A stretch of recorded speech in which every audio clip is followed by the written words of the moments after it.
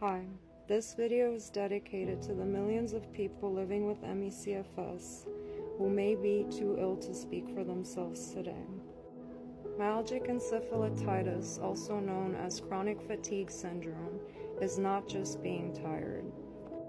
It is a complex neuroimmune disease that impacts every part of life. For some of us, ME/CFS may be invisible. We might be able to do mild tasks, cook some mild meals, but even that comes with a price. For example, for me, I was working 11 months while I was misdiagnosed with ME/CFS. It also causes voice fluctuations and you're unable to speak correctly, just like as you notice right now in this video. But even that effort comes with a cost, which often resorts to post-exertion malaise known as PEM. For example, for me, while I was still 11 months working and misdiagnosed with this, I would often pull a 12-hour shift, and the next day I wouldn't be able to work a 4-hour shift or even a 3-hour shift. I did not know what was happening to me. We are often disregarded by the medical industry, the health industry, and most often doctors do not even understand what is happening to us. I have met hundreds of doctors, and I've told every single one of them, every single day I fall asleep, no one can wake me up, and there's no known explanations. Not a single doctor was able to identify my symptoms until I came across my long COVID doctor and my care team I have now. And it wasn't until then that I realized that I am no longer in a mild ME/CFS stage. I am now experiencing severe ME/CFS. Now, what does this mean? This is often referred to as we might do something normal that may be an inconvenient task to a healthy person, and right after we experience PEM, which is an ME/CFS crash, which is often induced by comas. ME/CFS people do not have regular sleep cycles whatsoever. We often sleep in ME/CF comas. Now, there are ranges from mild to severe to very severe. I'm somewhere in between the severe and the very severe now. This often means that we're very sensitive to light. As you can see, my room is dimmed. I will be going out in the sun later today, and this will cause post-exertion malaise for me immediately after.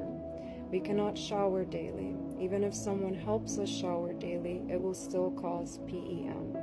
We are often bed-bound, and when we are sleeping in these comas, nothing is functioning the way it's supposed to be. So, for example, my sister could literally be vacuuming next to me. The house could be loud, and I won't even know what's going on. I'll green screen what that looks like because I've had several ME/CFS crashes this week. This is what an ME/CFS crash usually looks like.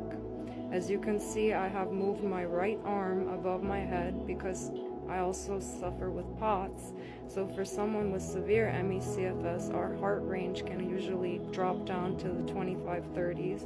Our circadian rhythm is entirely messed up, and our circulation does not function, which oftentimes requires for us to wear breathing masks while we're sleeping, and we cannot tolerate any light, sounds, or anything around us.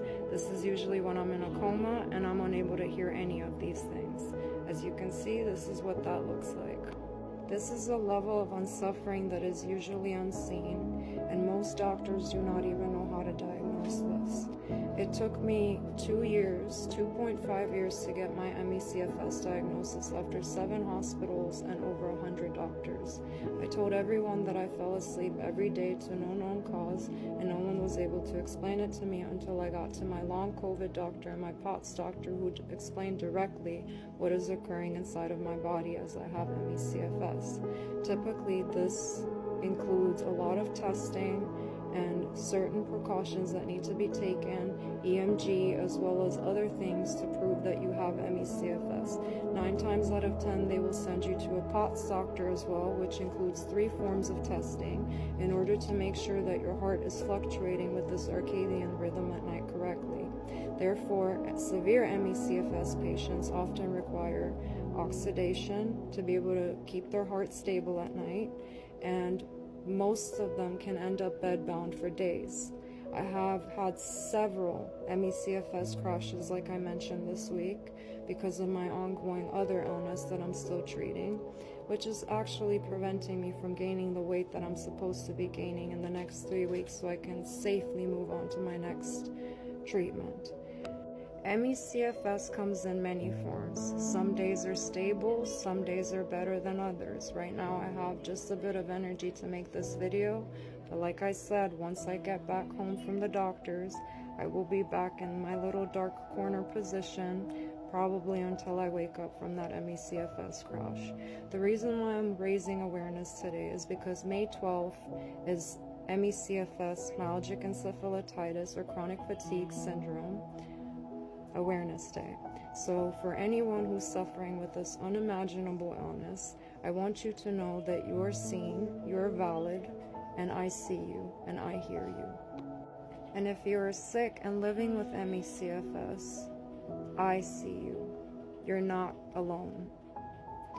You can always reach out to me. We are all in this together, because oftentimes none of us sleep either. And I hope you all stay in good health. God bless.